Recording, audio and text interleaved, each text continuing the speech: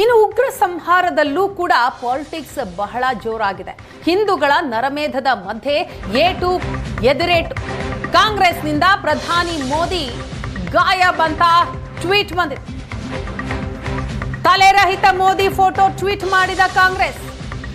ಉಗ್ರ ಸಂಹಾರದಲ್ಲೂ ಕೂಡ ಪಾಲಿಟಿಕ್ಸ್ ಬಹಳ ಸದ್ದು ಮಾಡ್ತಾ ಇದೆ. ಹಿಂದೂಗಳ ನರಮೇಧದ ಮಧ್ಯೆ ಏಟಿಗೆ ಎದುರೇಟು.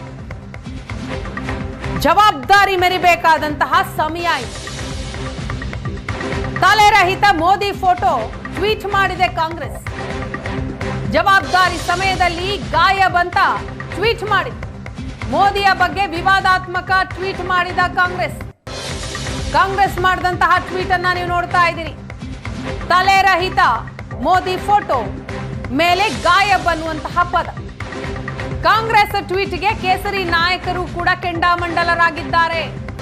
ಕಾಂಗ್ರೆಸ್ದು ಸರ್ತನ್ಕೆ ಜುದಾ ಮನಸ್ಥಿತಿ ಅಂತ ವ್ಯಂಗ್ಯವಾಡಿದೆ ಬಿಜೆಪಿ. ಪಾಕ್ ಏಜೆಂಟ್ಗಳಂತೆ ಕಾಂಗ್ರೆಸ್ ವರ್ತಿಸ್ತಾ ಇದೆ ಅಂತ ಬಿಜೆಪಿ ಕಿಡಿಕಾರ್ತಾ ಇದೆ. ಹಿಂದೂಗಳ ನರಮೇಧ ಆಗಿದೆ. ಇದರ ನಡುವೆ ರಾಜಕೀಯ ನಾಯಕರುಗಳ ಏಟು ಎದುರೇಟಿದೆ. ಜವಾಬ್ದಾರಿಯ ಸಮಯದಲ್ಲಿ ಗಾಯಬ್ ಅಂತ ಕಾಂಗ್ರೆಸ್ನಿಂದ ಟ್ವೀಟ್ ಬಂದ್ರೆ ಮತ್ತೊಂದು ಕಡೆ ಬಿಜೆಪಿ ಕೂಡ ಸುಮ್ಮನೆ ಕೂತಿಲ್ಲ. ಬಿಜೆಪಿಯಿಂದಲೂ ಕೂಡ ಪ್ರತಿ ಟ್ವೀಟ್. ಸಿಎಂ ಸಿದ್ದರಾಮಯ್ಯ ವಿರುದ್ಧ ಮುತಾಲಿಕ್ ಮುಗಿಬಿದ್ದಿದ್ದಾರೆ. ಜಮೀರ್ ಖಾದರ್ ಜೊತೆ ಸಿಎಂ ಪಹಲ್ಗಾಮ್ಗೆ ಹೋಗ್ಲಿ. ಜಮೀರ್ ಖಾದರ್ರನ್ನ ಉಗ್ರರು ವಾಪಸ್ ಕಳಿಸ್ತಾರೆ. ಸಿಎಂ ಸಿದ್ದರಾಮಯ್ಯಗೆ ಉಗ್ರರು 10 ಗುಂಡು ಹೊಡಿತಿದ್ರು. ನೀವು ಮುಸ್ಲಿಂ ಪರವಾಗಿದ್ರು ಹಿಂದೂ ಅಂತ ಗುಂಡಿಡ್ತಾ ಇದ್ರು. ಸಿಎಂ ಸಿದ್ದರಾಮಯ್ಯ ವಿರುದ್ಧ ಪ್ರಮೋದ್ ಮುತಾಲಿಕ್ ಅವರ ಕಿಡಿದು.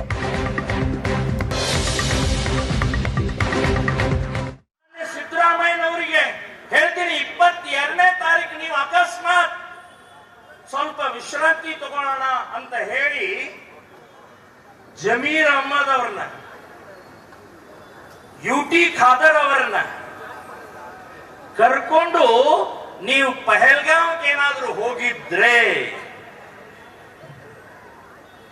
ನೀನ್ ಯಾರು ಅಂತ ಹೇಳಿ ಮೊದಲು ಜಮೀರ್ ಕೇಳ್ತಾ ಇದ್ರು.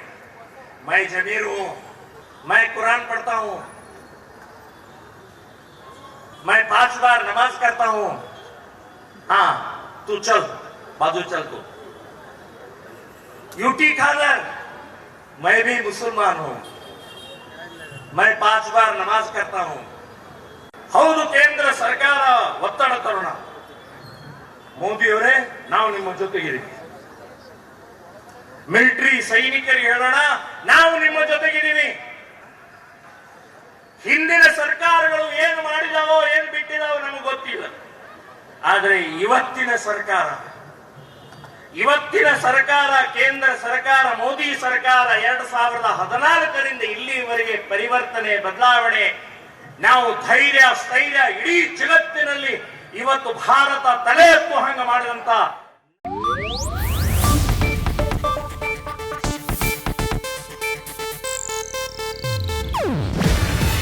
ಇದು ಏಷ್ಯಾನೆಟ್ ನ್ಯೂಸ್ ನೆಟ್ವರ್ಕ್ ಪ್ರಸ್ತುತಿ.